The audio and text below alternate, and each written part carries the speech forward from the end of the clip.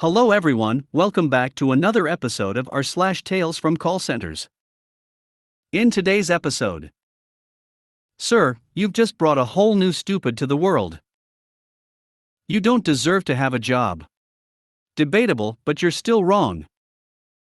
Getting snippy. Before we get started, make sure to subscribe so you will never miss a video. So let's get started. Sir, you've just brought a whole new stupid to the world.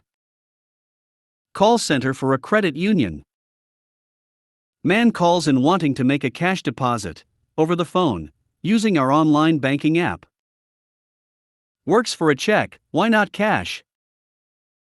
His rationale is that bills have serial numbers on them. If he takes a picture of the bill's front and back, that cash should be in his account, and can't be used anywhere else. I want to say I don't know how anyone will ever beat this level of stupid, but that's just inviting trouble. I promise that once I deposit it on the AP, I will burn the money so it can't be spent. Come on, man. Okay, sir/ma'am, we've added your totally legit self-printed bill of $1 billion to your account. Please don't spend it all in one place and bankrupt the bank. Come on, man. The sheer volume of times people would buy sh*t online and demand a cash refund is beyond me, like we have a bank vault full of cash, and we'll just mail that out, just mind-boggling. Boggling. I see his point, but at the same time is ridiculous. Yeah, like it makes sense in a weird f***carry kind of way if you don't understand money in the slightest. Only works if he writes for e-deposit only on the bills, stores them safely for 2 weeks, and then shreds them once the deposit has been confirmed. I had a lady ask for the same thing a few years ago. It's definitely a level of stupid that he is not alone in achieving. Or if the serial numbers were tracked on a blockchain. That more than one person has had this thought is an extremely new kind of sad for humanity. You'll get 10 people with a challenge accepted before the end of the day if you invite them like that. LMAO. I try not to ever speak words like what else can go wrong, or how stupid can these people be, because I know I will find out. I feel like someone has told him this as a joke and he's just run with it. Reading this, I'm feeling pretty good about myself right now. That is beautiful in its simplicity. This feels like it should have formed a planet-sized vortex of pure stupid that engulfed and killed us all. I'm not quite sure why it didn't, but I'm very glad that we're all still here. I'm so tired, and this is so stupid, I actually had a hard time understanding it first. You don't deserve to have a job. Debatable, but you're still wrong. Call center for a credit union. Calls comes in, first thing I hear is an angry, exasperated sigh. Always a good sign, it's going to be a fun one, I know it. I've been on this sh*tty website of yours for 45 minutes trying to get my monthly statement and it doesn't work. Your site is awful. It's terrible, etc., so on and so on. Okay, ma'am, so you're signed into online banking, you see the menu bars on the top. It says my ACCTS and bill pay, and there's 3 horizontal lines, you see those? No. Those don't exist, you're a liar. Sure, I only look at this all day, I'm just making it up to f***ck with you. I proceed to ask her what she's looking at, what she sees, and she describes it to me, and I realize she's looking at the mobile version of the site. Ma'am, are you your phone or a tablet? What difference does that make? If you're using the mobile version of the site, it won't show you the statements, you'd either have to get them in your email or access the full desktop site. Don't give me that sh*t. I worked in IT, I'm good with computers, I know how computers work. That was the point. I knew we would never make any real progress here, but then it got better, she says. I'm using a Microsoft tablet and MS Edge. That's the best computing equipment out there, anything wrong is wrong with your site. You don't have to be up for the lead in the remake of Hackers to know how very wrong that is, but I let it go. Swear, okay. So it's defaulting to the mobile version of the site, You need to find the desktop version, and then you can see your statements.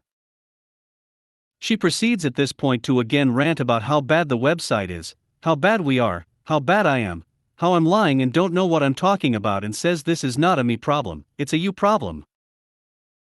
No, ma'am, it's a tech support problem, and you need to call Microsoft Tech Support to tell them how to get to the desktop version of websites. More yelling, same sh*t. Again, she says, why does it matter if I'm on a mobile version even though I'm not? What difference would it make? Well, you are on mobile, and you can only access the statements through the desktop version of the site. Like I said. That's your opinion. No. That's a fact. Get me your supervisor. How do you even have this job? You don't deserve to have any job, much less this one. I put her on hold, get the supervisor, explain this lady's psychosis, transfer. Afterward, I ask the sup what happened and she tells me nothing. She said she talked to Microsoft Tech Support while she was on hold and they fixed the problem, but that you don't belong in customer service. Well, we agree on something, anyway. I get things like this all the time. People don't know what a browser is or what one they're on. Or they're going in through the main website rather than the branded one. Makes a difference because they're supposed to use the right portal. I don't know my password? Did you do a password reset? No, should I do that? Most people are nice and just happy to get it figured out and move on. But then there are the people who are maybe embarrassed? Stubborn? Whatever it is. And it's all my fault, and the website is buggy, yada yada. I die a little inside when I ask what browser are you using and hear something like, I'm using a computer. I've been doing tech support for a long time now, and I'm never surprised with the amount of BS and stupidity. Had a CM tell me his computer was Outlook, and if I was not familiar with an Outlook computer, I should be fired. I've had people leave the login recovery process because they wanted to check Facebook, and it was my fault they had to restart the process. They want to get electronic statements, but they don't want to give us an email or phone number. People wanting to change their cell phone plan on the credit card website, can't do it, call your cell provider, it's a different, CM say but it'd pay you, you can do this, you just don't want to help. The scary part is knowing how many barely brain functioning people are out there, and they're on our roads and in our voting stations. I wouldn't trust them to babysit a goldfish, yet here we are. I worked in IT, I'm good with computers, I know how computers work. Yeah, so did I. I have a postmaster's in IT from the mid-2000s. Worked in IT until this year. Came in from the business side. Split 30 years evenly over both realms. My first real PC was like the Johnny Cash tune, one piece at a time. I faithfully purchased the phone book size computer shopper every month and watched for good deals on components. I never understood why tablet apps were so much different than desktop versions until I read some interesting articles about UI design. The screen is generally so tiny on a mobile device you can't put everything there. Plus, many of these devices cannot dedicate the memory or CPU that a desktop can. So knowing how a computer works is vastly different than knowing how a mobile device works. Not to mention UI design and memory considerations. Now we are seeing the advent of VR and enhanced reality devices. So I'm guessing there will also be design considerations for these devices. So that will be interesting to watch. Right now my biggest frustration is with a certain pharmacy's website which makes it impossible to get a prescription renewed. The last 3 I dealt with had an obvious button to click. Where these guys hid the button is beyond me to find. So there is still bad UI design out there. Anyway, good luck. I met quite a few people in IT like me, but with zero curiosity about how the world works now versus when they last went to school. I got out of the building my own PC for fun when I got caught in an upgrade-a-thon and spent more on finding a set of compatible components than just outright buying a new PC. Don't give me that sh*t. I worked in IT, I'm good with computers, I know how computers work. My father has decades of software engineering experience, but can barely use a Windows computer. His work computers all run Unix. Same, lol. My dad is the smartest doofus on the planet. Program something from scratch? Cake. Google something and bring it up on eBay? King unfathomable. You would think that being in a call center for so long, I would become desensitized to people's stupidity at some point. I'm proud to say that sometimes, even I am pleasantly surprised by the shallow depths of some of our fellow humans' brain capacity. I'm using a Microsoft tablet and MS Edge. That's the best computing equipment out there. Tell me you got S******ed by the salesperson in the computer shop without telling me you got S*******ed by the salesperson in the computer shop. Did you get the extended warranty? Did you get the extended warranty? Their stupidity is our job security, winky face. I was told by one very angry little man that he didn't believe we didn't have a supervisor available at 8 a.m. on a weekend, because I, personally, needed supervising. At the time I was quite upset because he wasn't being at all nice, had to take a little walk to cool down. Now I think it's hilarious. Glad you now take that attitude. A few years back it took me a few cases of managers confirming no, your good customer is the to come round to your way of thinking. I have gotten a few of those angry men and women over the years. Always told them the same thing. As you have stated, I am incompetent and my supervisor is on the phone with the previous customer who talked to me and also found me incompetent. It may not always work, but it worked enough that I kept using it. I worked for a little 3-man computer shop here back in the mid-90s. I sold a complete system to an electrical engineer. All the newest, latest, greatest, most expensive equipment available. It was an awesome sale. About 3 days after he had taken it home, he popped in to ask a question. He asked if he could return the monitor as it didn't seem to be working. First question out of my mouth, is it plugged into the back of the computer? He replied with, yep. I then asked, is the it plugged into a known good outlet? He said, that's what that other cord is for. Go figure, an electrical engineer. Getting snippy. I work on a COVID helpline. Every now and then we get calls from you-know-whos. I've learned to determine between those who are calling because they are on the fence, and those who are firmly on the other side of the fence. Today's call was one of them. Caller, is the Pfizer vaccine going to be mandated to children over 5? Me, an announcement on that matter isn't expected until January 10th. Caller, will that mean my kids couldn't go to school if they aren't given the poison? Me, sigh internally, maybe, if the Department of Education. Caller, then I'll pull my kids out of school. Me, okay. Caller, you understand? I'll pull my kids out of school. Me, I understand. Caller, doesn't the government care if kids don't go to school? Me, I'm sure they do. But you've called the COVID helpline, not the Department of Education. Caller, you think you're so clever. Do you know who Nikolai Petrovsky is? Me, no, Googling. Caller, he's a scientist who has proved Pfizer is poison. Me, no, he's a scientist who is a researcher into the COVID-19 vaccine.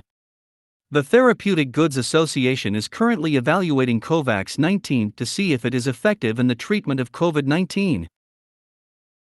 Caller, and what about research into the compound -933 Malawian kwaches?